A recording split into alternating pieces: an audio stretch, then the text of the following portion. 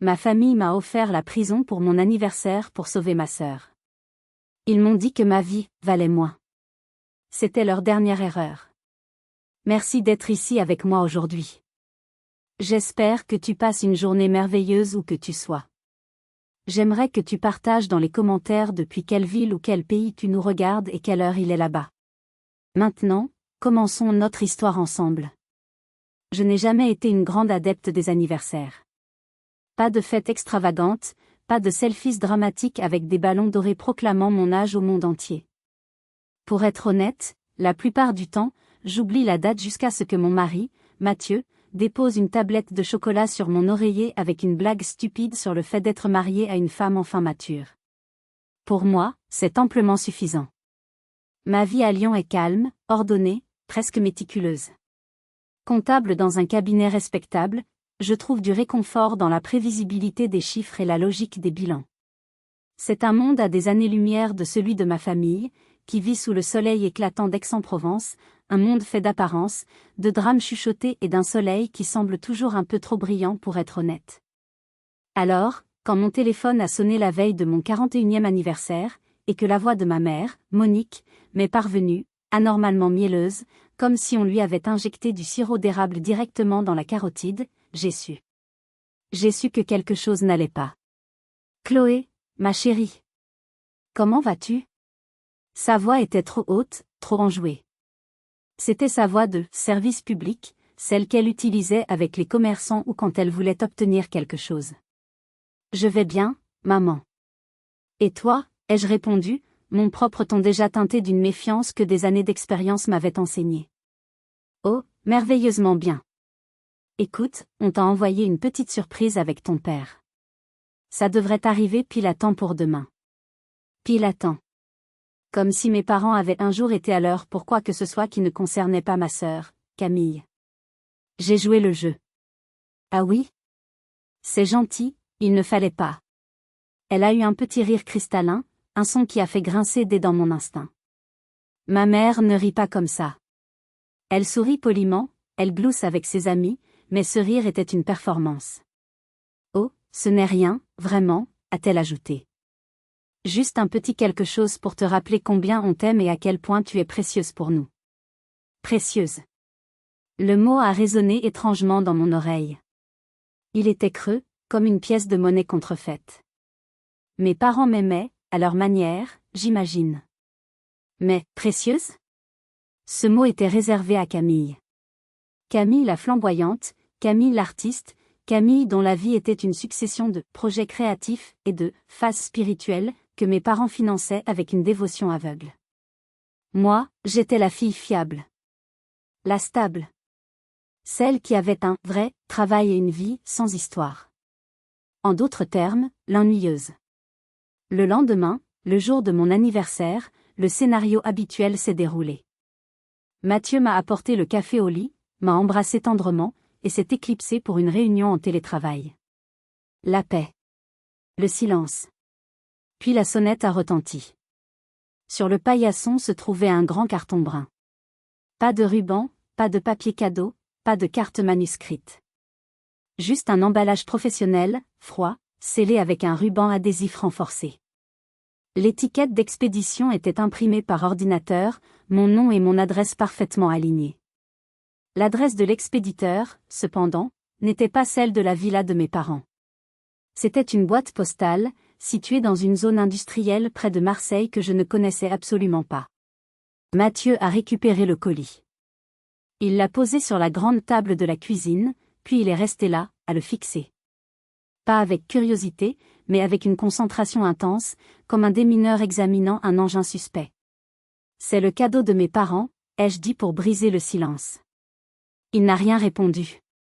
Il a continué à l'observer, les sourcils froncés. Il s'est approché, a tapoté le carton du bout des doigts, a examiné les coutures, l'étiquette. Son silence était plus assourdissant que n'importe quel cri d'alarme. « Qu'est-ce qu'il y a » ai-je demandé, un frisson commençant à parcourir mon échine. Il a levé les yeux vers moi, son regard habituellement si doux était devenu dur comme de l'acier. « Ne l'ouvre surtout pas. » La phrase est tombée dans la cuisine silencieuse, nette et sans appel. J'ai eu un rire nerveux. Pourquoi? Tu crois qu'il est piégé? Mathieu n'a pas souri. Il a secoué la tête lentement. Je ne sais pas ce que c'est, Chloé. Mais ce n'est pas un cadeau. Regarde. Il a pointé l'étiquette. Ça vient d'un transitaire professionnel. L'emballage, le ruban, tout est standardisé. Tes parents t'auraient envoyé un colis de la poste, emballé à la va-vite. Ça, c'est une expédition commerciale. Il avait raison. C'était impersonnel, efficace, anonyme. Mon estomac s'est noué. Pourquoi mes parents utiliseraient-ils un service de logistique professionnel pour envoyer un simple cadeau d'anniversaire? Je me suis approchée, mon rire nerveux s'étant complètement évaporé pour laisser place à une anxiété glaciale. Mathieu avait raison. Ce n'était pas l'emballage d'un particulier. C'était celui d'une entreprise. J'ai penché la tête, et c'est là que je l'ai vu. Un petit logo discret, presque invisible, imprimé sur le ruban adhésif lui-même. 3 lettres stylisées que je n'aurais jamais dû reconnaître. Et soudain, un souvenir a refait surface, si vif et si précis qu'il m'a donné le vertige. 1 an plus tôt. Mathieu et moi étions passés à l'improviste chez Camille, dans son appartement bohème chic, à Aix. Nous voulions lui rendre un plat. Nous l'avions trouvé au milieu de son salon, qui ressemblait plus à un entrepôt qu'à un lieu de vie. Des dizaines de cartons identiques à celui qui se trouvait maintenant sur ma table de cuisine étaient empilés contre les murs. C'est mon nouveau stock pour la boutique en ligne, avait-elle annoncé fièrement. Sa boutique, Les Trésors de Camille, vendait de la maroquinerie de luxe, vintage, et des objets d'art soi-disant uniques. Curieuse, j'avais tendu la main pour toucher l'un des cartons. Sa réaction avait été immédiate et cinglante. « Non, ne touche pas à ça », avait-elle crié, me faisant sursauter. Elle avait ensuite adouci son ton, mais avec une pointe d'agacement. « Désolée. C'est juste que mon fournisseur est intraitable sur la chaîne logistique. Tout est tracé, chaque colis est scellé. Si un seau est brisé avant la livraison finale, la commande est annulée et je perds une fortune. Ils sont très stricts. » Strict. Le mot m'avait semblé étrange à l'époque. Pas soigneux, professionnel. Strict. Le souvenir s'est dissipé, me laissant face à la terrible réalité dans ma propre cuisine. Le colis sur ma table ne venait pas de mes parents. Il venait directement du fournisseur, intraitable, de Camille. Mes parents n'étaient que les intermédiaires, les expéditeurs d'un colis qu'ils n'avaient probablement même pas touché. Le piège était là, évident, grossier dans sa conception, et pourtant si cruel. Ils ne m'envoyaient pas un cadeau. Ils m'envoyaient un problème. Un problème scellé, tracé, et maintenant, officiellement livré à mon nom, à mon adresse. Mon cœur battait à tout rompre. Mathieu a posé une main rassurante sur mon épaule. « Qu'est-ce qu'on fait » a-t-il murmuré. Avant que je puisse répondre, mon téléphone a sonné de nouveau. L'écran affichait « Maman ». C'était presque comique. Le timing était parfait, trop parfait. J'ai échangé un regard avec Mathieu. Un accord silencieux est passé entre nous. J'ai pris une profonde inspiration, j'ai fait glisser mon doigt sur l'écran pour répondre, j'ai activé le haut-parleur, et, d'un geste discret, j'ai lancé l'application d'enregistrement audio de mon téléphone avant de le poser sur la table, à côté du colis. « Allô, maman ? Ma chérie ? Alors, la surprise est arrivée ? » Sa voix était pleine d'une fausse expectative joyeuse. Je me suis accordé une seconde de silence, une seconde pour construire mon propre mensonge. « Oui, » ai-je dit, ma voix étonnamment calme. « Il est arrivé il y a quelques minutes. » « Et tu l'as ouvert ?» C'était la question clé. Celle qu'elle attendait. J'ai regardé le carton, ce cheval de Troie moderne posé sur ma table. « Oui, bien sûr. Je viens de l'ouvrir. » J'ai marqué une pause, comme si j'étais submergée par l'émotion. « Maman, c'est magnifique. Vraiment. Je ne sais pas quoi dire. Merci. Merci beaucoup. » J'ai entendu un son à l'autre bout du fil. Un petit soupir. Un soupir de soulagement. Elle m'avait cru. Le piège s'était refermé, du moins dans son esprit. « Oh, je suis si contente que ça te plaise » a-t-elle roucoulé. On voulait juste te montrer à quel point on pense à toi. On t'aime, tu sais. Le venin était enrobé de sucre, mais je pouvais le sentir brûler. Il ne voulait pas me montrer qu'il m'aimait. Il voulait une confirmation. La confirmation que j'avais accepté le colis, que je l'avais ouvert, que mes empreintes étaient dessus, que j'en avais pris possession. Mon mensonge venait de leur donner exactement ce qu'ils voulaient entendre. Mais il venait aussi de devenir ma meilleure arme. Dès que j'ai raccroché, le silence dans la cuisine était électrique. Mathieu m'a regardé, un mélange de colère et d'admiration dans les yeux. Bien joué, a-t-il dit simplement. C'était parfait. Il a récupéré mon téléphone et a sauvegardé l'enregistrement sur son ordinateur et sur un cloud sécurisé. On en aura besoin, a-t-il ajouté. Il n'y avait pas de temps à perdre.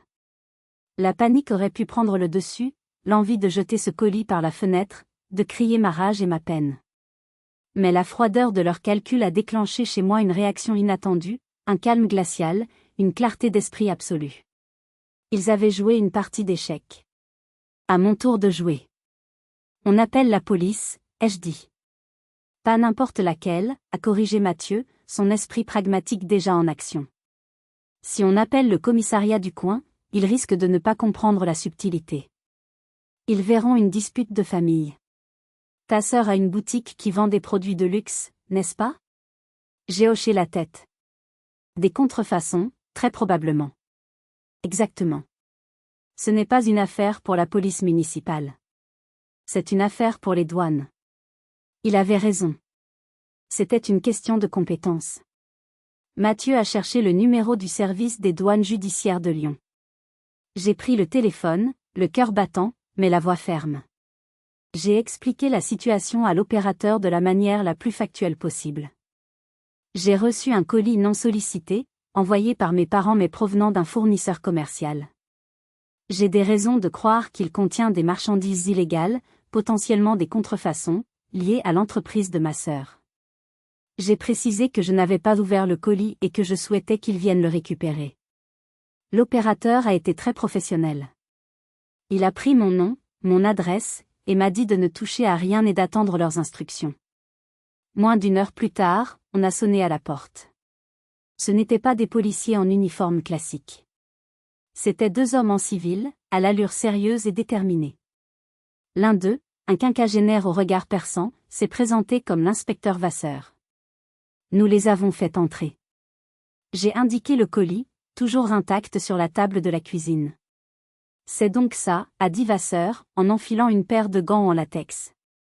Son partenaire a fait de même. C'est adressé à vous, Madame Chloé Lambert? Oui, c'est exact. Et vous dites que ce sont vos parents qui vous l'ont envoyé? C'est ce que ma mère m'a dit au téléphone.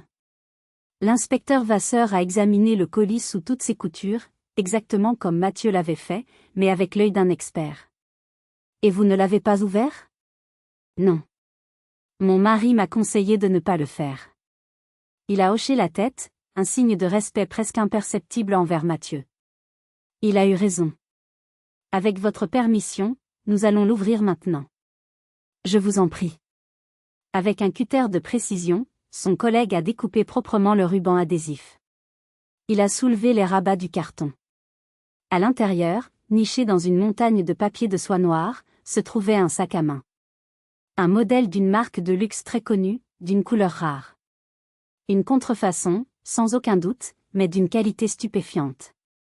À côté, il y avait un prétendu certificat d'authenticité, dont le papier semblait un peu trop brillant, et un bon de livraison. Au nom de Chloé Lambert. L'inspecteur Vasseur a sorti le bon de livraison avec une pince. Donc, selon ce document, vous êtes la destinataire officielle de cette marchandise. Apparemment, ai-je répondu, la gorge sèche. Puis il a posé la question cruciale. Vos parents vous ont-ils confirmé vous avoir envoyé cet objet précis? Ont-ils mentionné un sac à main? Non. Juste, un cadeau magnifique. J'ai marqué une pause. Mais j'ai la preuve qu'ils savaient que j'étais censé le recevoir et l'accepter. Le regard de l'inspecteur s'est aiguisé. Ah oui? Et quelle est cette preuve? J'ai pris mon téléphone. J'ai enregistré la conversation que j'ai eue avec ma mère il y a une heure. Elle m'a appelé pour savoir si j'avais bien reçu et ouvert le colis. Je lui ai menti. Je lui ai dit que je l'avais fait et que c'était magnifique. J'ai fait écouter l'enregistrement. La voix mielleuse de ma mère a rempli la cuisine, suivie de mon mensonge parfaitement exécuté. Quand l'enregistrement s'est terminé, l'inspecteur Vasseur m'a regardé différemment. Il ne voyait plus seulement une victime potentielle, mais une femme intelligente qui venait de lui fournir une preuve irréfutable de préméditation. « Madame Lambert, a-t-il dit d'un ton grave, vous avez très bien fait. Nous allons embarquer tout ça. Il est possible que nous vous reconvoquions. Pour l'instant, vous n'êtes accusé de rien. » Ils ont remballé le tout avec un soin méticuleux, comme s'il s'agissait de la scène d'un crime. Et d'une certaine manière, c'en était une. La scène du crime de ma relation avec ma famille. Après le départ des douaniers, un silence pesant s'est abattu sur la maison. Le vide sur la table de la cuisine semblait crier. Mathieu m'a préparé un thé, ses gestes lents et délibérés étaient un baume sur la plaie béante qui venait de s'ouvrir dans ma vie. Assise là, la tasse chaude entre mes mains tremblantes, ce n'était pas seulement le choc du présent qui me submergeait, mais le poids de tout mon passé. Le colis n'était pas un acte isolé.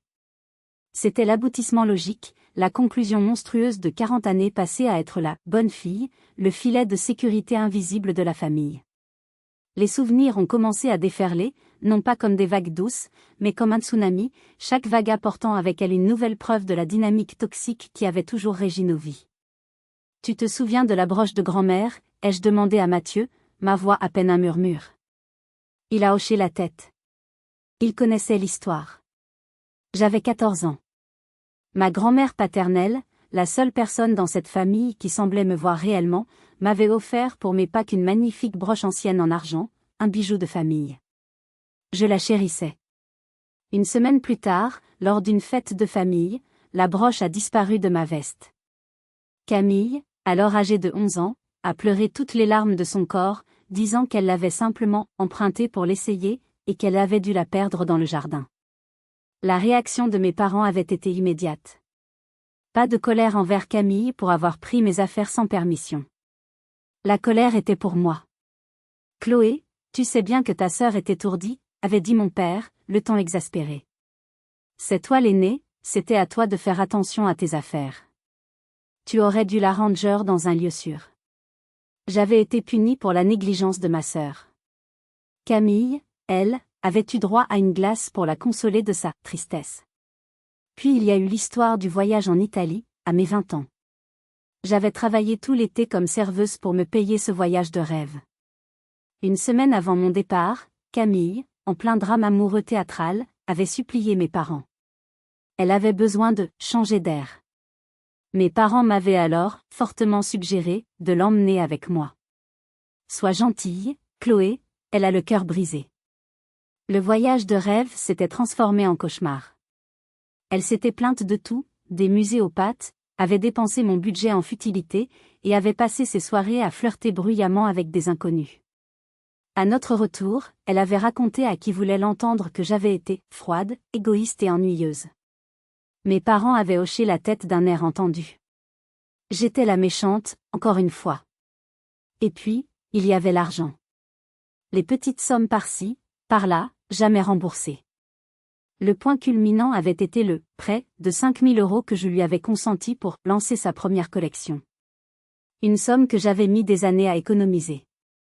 Quand, 2 ans plus tard, j'avais timidement osé demander où en était le remboursement, ma mère m'avait prise à part.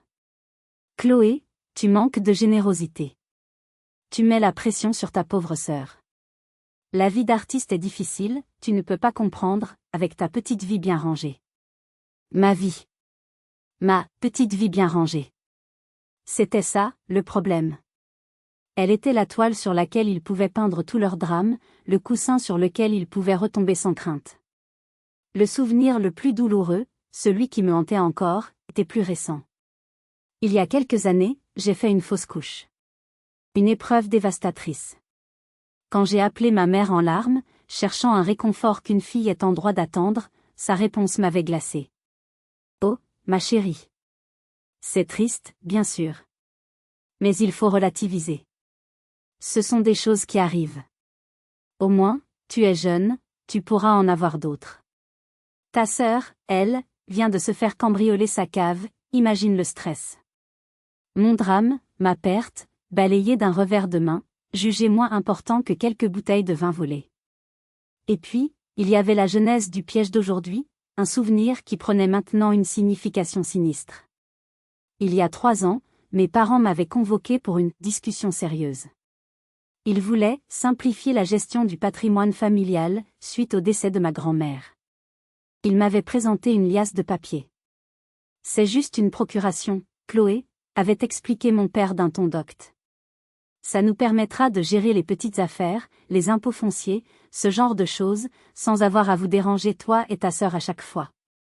C'est plus simple. J'étais la fille fiable.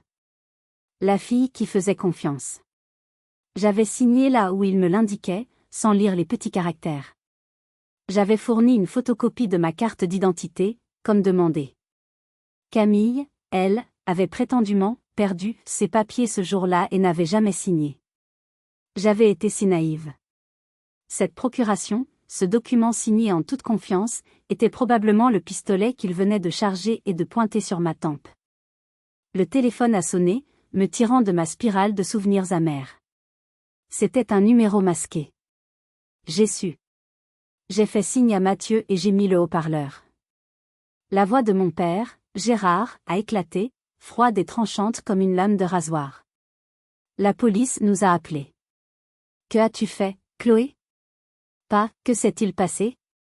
Mais, que as-tu fait? L'accusation était instantanée. J'ai fait ce que n'importe quel citoyen honnête aurait fait, papa. J'ai signalé un colis suspect qui m'a été livré. Un grognement.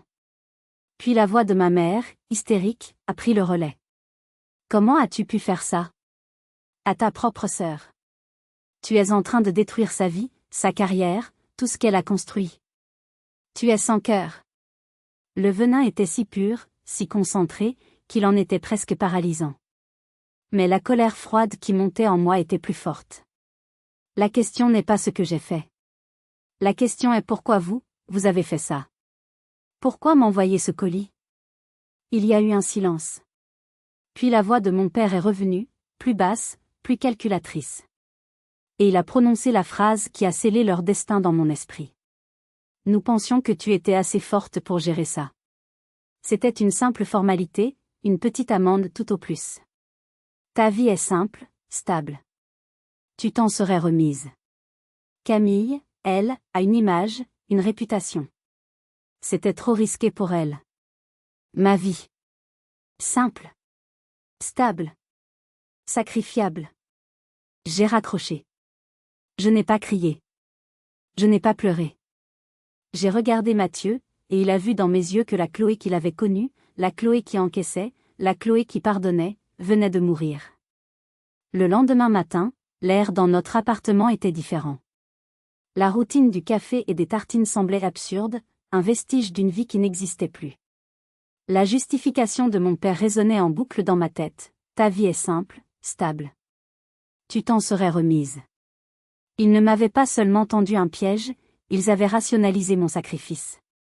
J'étais le fusible qu'on fait sauter pour protéger le reste de l'installation électrique. Il nous faut un avocat, a dit Mathieu, sa voix ne laissant place à aucune discussion. Pas un ami de la famille. Le meilleur. Quelqu'un qui n'aura pas peur de se battre. Sophie, ma meilleure amie et collègue, que j'avais appelée tard dans la nuit pour tout lui raconter, nous a donné un nom, Maître Vincent Dubois. Une sommité du droit des affaires à Lyon, réputée pour sa ténacité et son intégrité. J'ai obtenu un rendez-vous pour l'après-midi même. Le cabinet de Maître Dubois était sobre, impressionnant. L'homme lui-même, la cinquantaine élégante, écouta mon récit sans m'interrompre une seule fois. Je lui ai parlé du colis, des appels, de l'enregistrement, de la dynamique familiale, et même de mes soupçons concernant la procuration signée des années auparavant. Quand j'eus fini, il resta silencieux un long moment, ses doigts joints sous son menton. Madame Lambert, commença-t-il d'une voix grave, soyons très clairs. Ceci n'est pas une simple dispute de famille. C'est une tentative délibérée et organisée de vous faire porter la responsabilité d'activités criminelles. La préméditation est évidente. L'enregistrement que vous avez fait est une pièce maîtresse. Il se leva et fit les 100 pas devant sa bibliothèque remplie de codes juridiques. L'utilisation de votre nom, la livraison à votre domicile, tout cela visait à vous désigner comme la coupable idéale.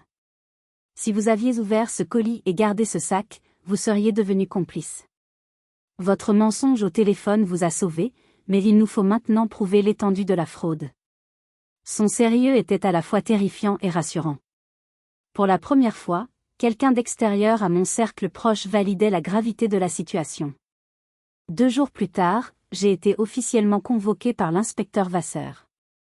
Maître Dubois m'accompagnait. Le bureau de Vasseur était fonctionnel, impersonnel. Il est allé droit au but. Madame Lambert, l'analyse du sac a confirmé nos soupçons. C'est une contrefaçon de très haute qualité, le genre de produit qui inonde un certain marché et qui est souvent lié à des réseaux bien plus larges. La boutique de votre sœur, les trésors de Camille, fait l'objet d'une surveillance depuis plusieurs mois. Votre signalement a accéléré les choses. Il a ouvert un dossier sur son bureau. Cependant, l'affaire est plus complexe que nous ne le pensions. Et c'est là que votre situation se complique. Mon cœur s'est emballé. Maître Dubois a posé une main discrète sur mon bras. Nous avons fait des recherches, a poursuivi l'inspecteur. Il y a 2 ans, une société a été créée. Une SASU. Son nom est Prestige Création. Son activité déclarée est le conseil en images et la vente d'accessoires de mode. Cette société est une façade. Elle sert très probablement à blanchir l'argent des ventes de contrefaçon et peut-être d'autres trafics. Il a fait une pause, me fixant droit dans les yeux. La gérante, unique actionnaire et signataire de tous les documents officiels de Prestige Création, c'est vous, Madame Lambert. Le sol s'est dérobé sous mes pieds. Un bruit blanc a envahi mes oreilles. J'ai regardé Maître Dubois, paniqué. C'est impossible, ai-je articulé. Je n'ai jamais rien signé de tel. Votre signature figure sur les statuts de la société, déposée au greffe du tribunal de commerce, a rétorqué Vasseur, impassible. Votre nom est sur le contrat de location de la boîte de domiciliation. Et surtout, votre nom est associé au compte bancaire professionnel de la société. Il a poussé une feuille de papier vers moi. C'était un relevé bancaire. Des dizaines de milliers d'euros avaient transité par ce compte au cours des derniers mois. La procuration, a murmuré Maître Dubois. Ils ont utilisé la procuration et la copie de vos papiers. C'est une usurpation d'identité caractérisée. L'inspecteur Vasseur a hoché la tête. C'est notre hypothèse de travail. Mais en l'état actuel des choses, sur le papier, vous êtes la responsable légale. Vous risquez des poursuites pour fraude, abus de biens sociaux, blanchiment d'argent et direction de paille. Le piège n'était pas seulement le colis, madame. Le piège est un filet qui a été tissé autour de vous depuis des années. Je suis sortie du bureau de l'inspecteur comme une somnambule. La réalité de la situation était un monstre bien plus hideux que tout ce que j'avais pu imaginer. Ils n'avaient pas seulement voulu me faire porter le chapeau pour un délit mineur. Ils avaient construit toute une architecture criminelle sur mon nom, faisant de moi le paratonnerre de toutes leurs activités illégales.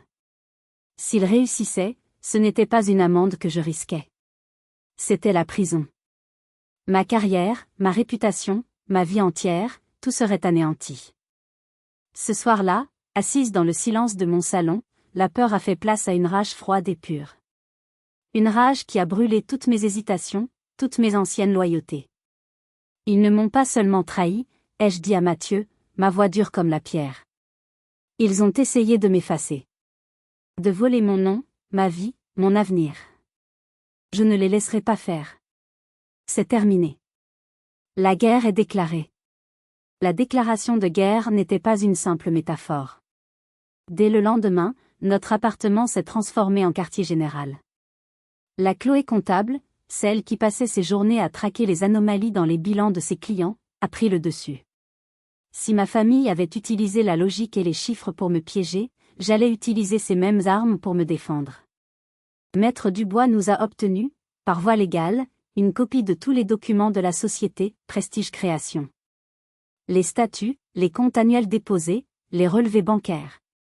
Pour un œil non averti, tout semblait en ordre. Mais pour moi, c'était un terrain de jeu. Pendant des nuits entières, éclairé par la seule lueur de mon écran d'ordinateur, j'ai épluché chaque ligne, chaque transaction. Mathieu, à côté de moi, s'occupait de la partie technique. Il était mon partenaire, mon allié, mon roc. Regarde ça, ai-je dit un soir, vers 2 heures du matin, en pointant une série de transactions sur le relevé bancaire. Tous les mois, il y a des virements importants en provenance de plateformes de paiement en ligne, qui correspondent sûrement aux ventes. Et juste après, il y a des paiements vers des fournisseurs. Un en particulier revient constamment, PA Consulting. PA, a demandé Mathieu. Aucune idée. Mais le plus étrange, c'est ça. J'ai surligné une autre série de virements, plus petits, mais réguliers. Chaque mois, une somme fixe de 3 000 € était virée du compte de « Prestige Création » vers un compte personnel. Le compte de Camille. Le libellé était toujours le même, remboursement frais de représentation. Frais de représentation pour une société écran qui n'a aucune activité réelle? C'est un abus de biens sociaux caractérisé, ai-je murmuré. Elle se payait sur le dos de la société qui portait mon nom. Pendant ce temps, Mathieu menait sa propre enquête. J'ai quelque chose, a-t-il annoncé un autre soir, l'air triomphant. Maître Dubois nous a transmis les documents numériques que le greffe a pu récupérer. J'ai analysé les métadonnées du fichier PDF des statuts de la société. Il m'a montré son écran. Une fenêtre de code et de texte qui ne signifiait rien pour moi. Le fichier a été créé sur un ordinateur portable MacBook Pro, a-t-il expliqué. Le nom de l'auteur enregistré dans le document est Camille. Et le plus important, j'ai pu extraire des fragments de données de géolocalisation. Le document a été finalisé et sauvegardé à plusieurs reprises depuis un réseau Wi-Fi dont le nom est Villa Paradis. Villa Paradis, ai-je répété, le souffle coupé. C'est le nom du réseau Wi-Fi de la maison de mes parents à Aix. C'était la preuve. La preuve irréfutable que les documents avaient été créés chez eux, sur l'ordinateur de ma sœur. Nous tenions quelque chose de solide. Notre prochaine étape était de trouver des témoins humains. Le nom de Julien m'est revenu en mémoire. Un jeune homme passionné de mode que Camille avait engagé comme assistant il y a 1 an, avant de le licencier brutalement au bout de quelques mois, l'accusant d'incompétence. En réalité, il avait probablement commencé à poser trop de questions. Retrouver Julien n'a pas été simple. Il avait disparu des réseaux sociaux habituels. Mathieu, grâce à ses compétences, a fini par le localiser via un forum de professionnels de la mode. Il travaillait maintenant pour une petite marque à Paris. Je l'ai appelé moi-même. Au début, il était sur la défensive, presque hostile. Le nom de Camille ravivait visiblement de mauvais souvenirs. « Écoutez, madame, je ne veux plus rien avoir à faire avec cette famille, » a-t-il dit sèchement. « Je comprends, Julien, » ai-je répondu calmement. « Je ne vous appelle pas de sa part. Je vous appelle parce que ma sœur et mes parents ont utilisé mon nom pour monter leurs affaires frauduleuses, et qu'ils essaient de me faire accuser à leur place. » Il y a eu un long silence à l'autre bout du fil. « Elle a fait ça ?» a-t-il finalement demandé, sa voix changée. Je ne suis même pas surpris. Cette fille est capable de tout. Je lui ai expliqué la situation en détail. La colère a remplacé sa méfiance. Il se sentait floué, mais il réalisait aussi que ce qui lui était arrivé n'était rien comparé à ce que je vivais. Elle se vantait tout le temps, a-t-il confié. Elle disait qu'elle avait trouvé le système parfait. Que son associé lui fournissait des répliques parfaites et qu'elle les écoulait via des ventes privées sur Instagram. Elle m'a dit une fois, en riant, que toute la paperasse était au nom de sa gentille grande sœur qui ne se doute de rien. Elle trouvait ça hilarant.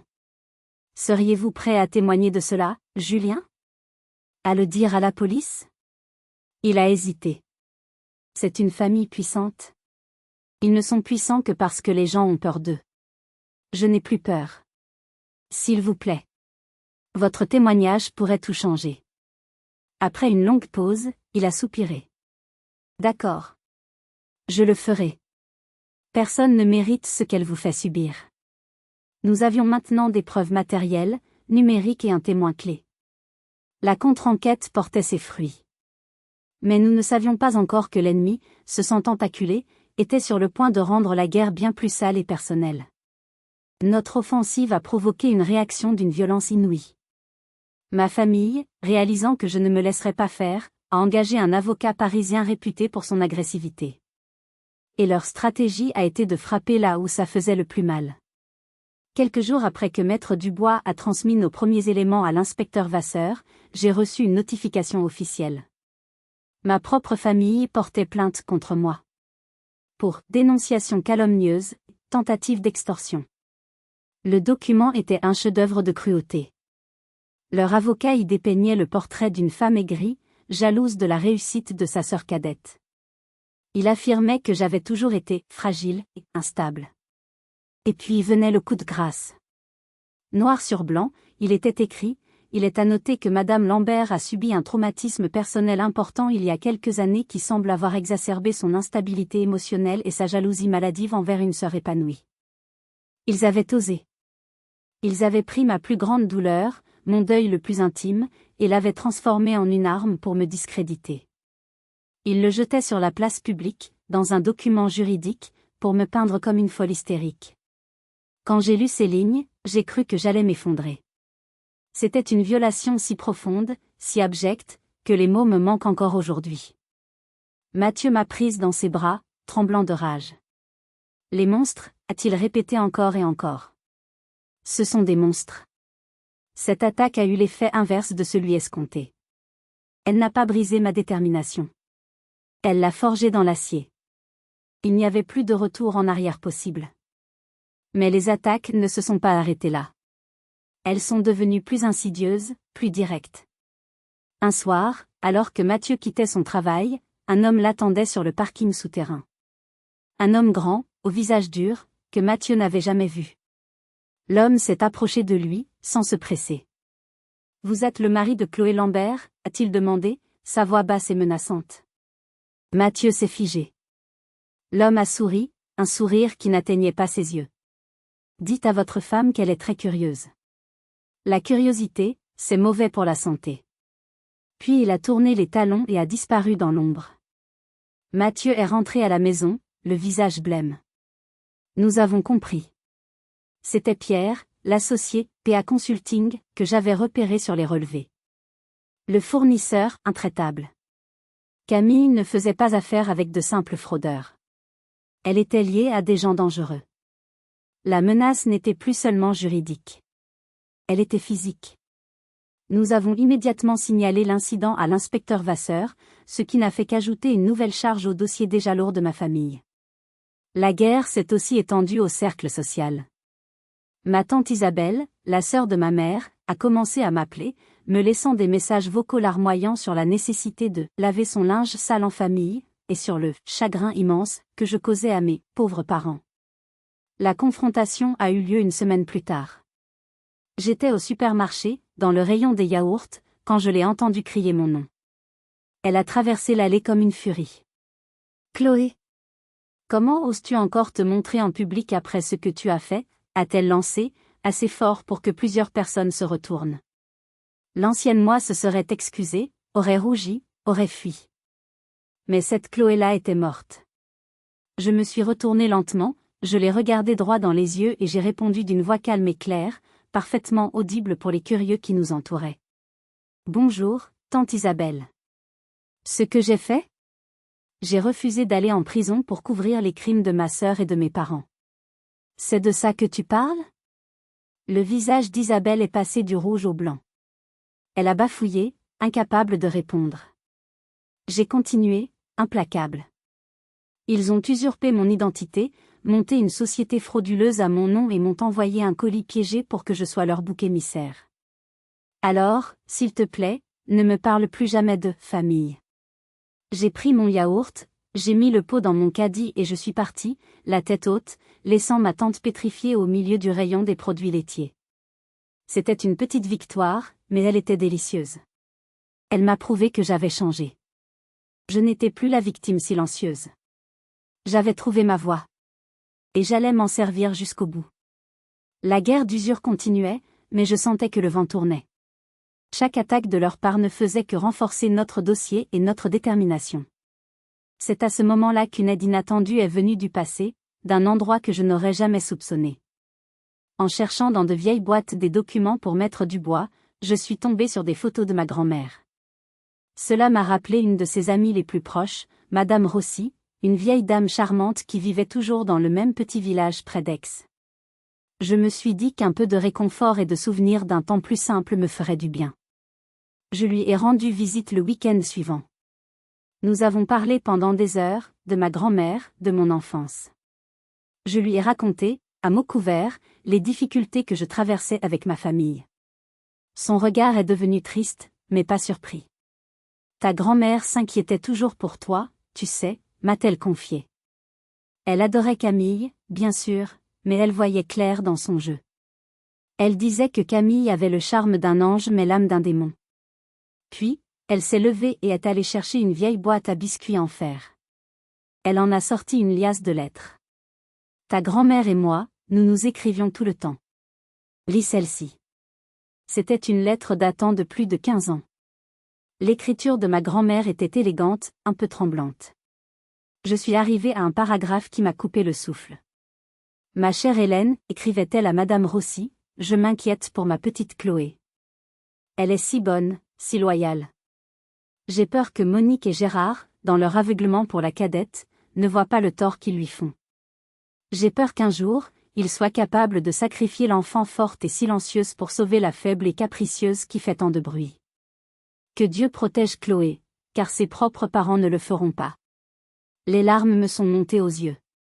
Ce n'était pas une preuve juridique, mais c'était une validation. Une validation venue d'outre-tombe. Ma grand-mère avait tout vu, tout compris, des années auparavant. Madame Rossi m'a laissé repartir avec la lettre. Armée de cette nouvelle force morale, j'ai attendu le coup de fil suivant. Il est venu de mon père. Sa voix était lasse. L'enquête les épuisait, financièrement et nerveusement. Il demandait une dernière rencontre. Juste nous trois. Pour discuter calmement. J'ai accepté. J'ai choisi le lieu, un grand café impersonnel sur le vieux port de Marseille, un terrain neutre. Ils étaient déjà là, vieillis, l'air anxieux. Ils ont commencé leurs discours habituels sur les malentendus, les erreurs, l'importance de mettre fin à cette folie. Je les ai laissés parler. Puis, quand ils ont eu fini, j'ai sorti de mon sac une chemise cartonnée. Je l'ai posée sur la table entre nous. Ce ne sont pas des malentendus, ai-je dit d'une voix blanche. Ce sont des crimes. J'ai sorti les documents un par un, en les nommant. Voici les statuts de la société, Prestige Création, créée sur l'ordinateur de Camille depuis votre maison. Voici la preuve de l'usurpation de mon identité. Voici les relevés bancaires, montrant comment Camille se versait un salaire sur mon dos. Voici la preuve de l'abus de biens sociaux. Voici le témoignage de Julien, qui confirme que Camille se vantait de m'utiliser comme couverture. Voici la preuve de sa préméditation.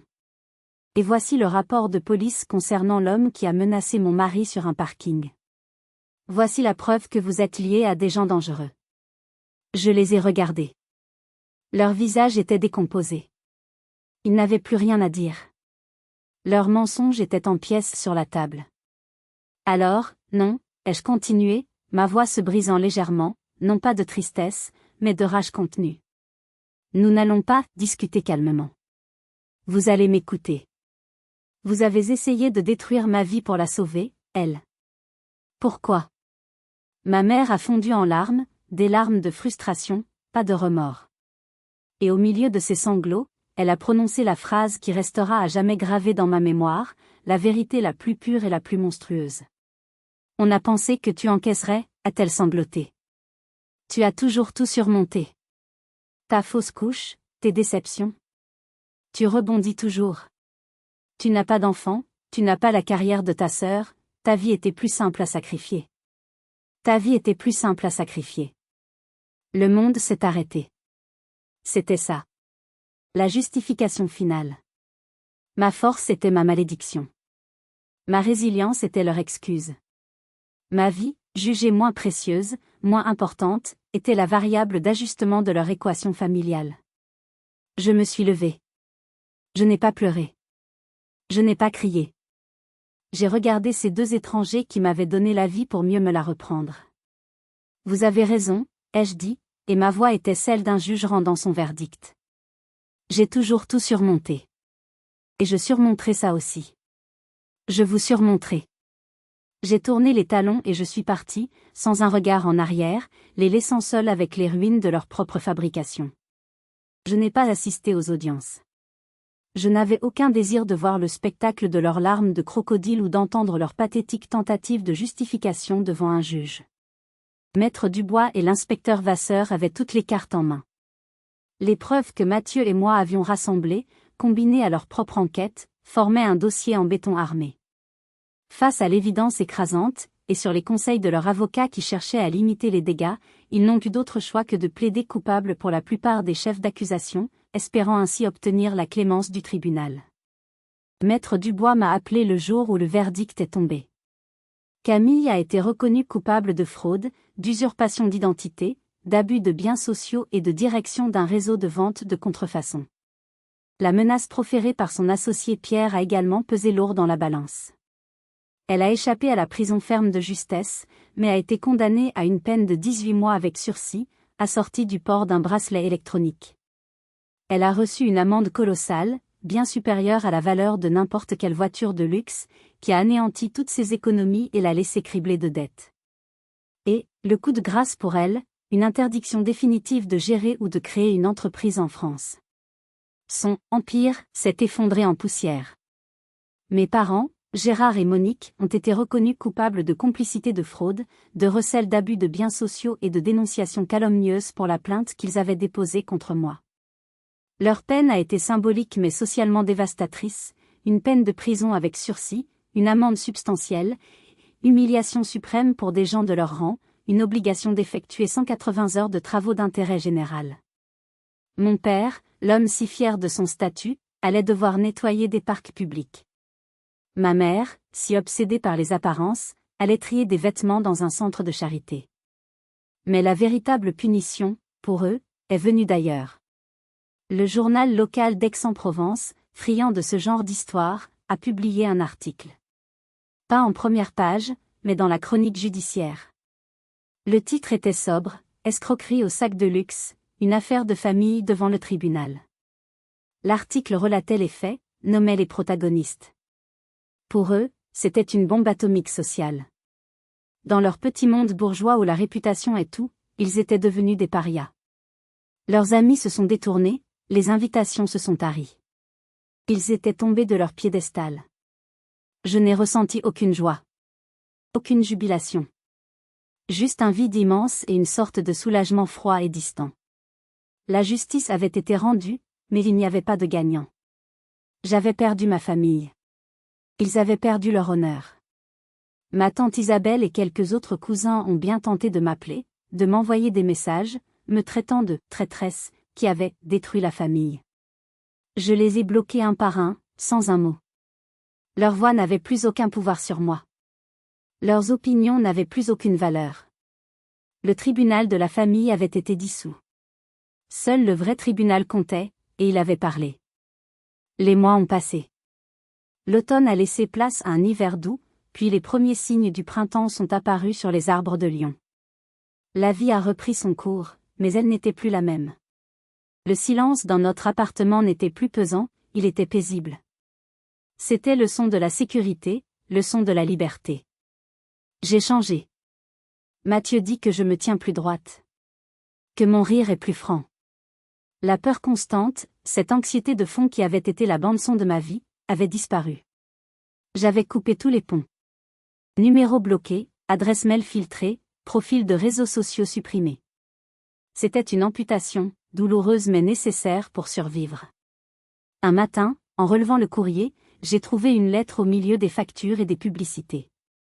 L'écriture sur l'enveloppe était celle de ma mère. Mon cœur a eu un soubresaut, un réflexe conditionné par des décennies d'habitude. J'ai tenu la lettre entre mes doigts. Elle contenait peut-être des excuses, des remords, des explications. Ou peut-être contenait-elle encore plus de venin, plus de reproches, plus de manipulation. Je ne le saurai jamais. Je suis allée dans le jardin. Mathieu avait allumé un petit feu dans le brasero pour brûler quelques vieilles branches. Je me suis approché des flammes. J'ai regardé la lettre une dernière fois, puis, sans l'ouvrir, je l'ai jetée au cœur du brasier. Le papier s'est recroquevillé, a bruni, puis s'est enflammé dans une danse silencieuse, emportant avec lui les derniers mots qu'ils essaieraient de m'adresser. Je suis resté là jusqu'à ce qu'il ne reste plus que des cendres noires et volatiles. Mathieu est venu se placer derrière moi et a passé ses bras autour de ma taille. Il a posé son menton sur mon épaule, regardant les flammes avec moi. Il n'a rien dit. Il n'en avait pas besoin. Le silence s'est étiré, confortable et plein. La blessure était là, bien sûr. Elle serait toujours là, comme une cicatrice qui tire un peu les jours de grand froid. Mais ce n'était plus une plaie ouverte qui saignait sur ma vie. Est-ce que ça valait le coup, a-t-il murmuré, sa voix douce dans le calme du matin. J'ai réfléchi à sa question. Avais-je gagné quelque chose? J'avais perdu une mère, un père, une sœur. J'avais perdu l'illusion d'une famille. Je me suis tourné vers lui, j'ai levé la main pour caresser sa joue. Je ne sais pas si ça valait le coup, ai-je répondu, et pour la première fois, je sentais que chaque mot était la plus pure des vérités. Mais je sais que c'était nécessaire. J'ai pris une profonde inspiration, remplissant mes poumons de l'air frais du printemps. Pour la première fois de ma vie, Mathieu, j'ai l'impression de respirer.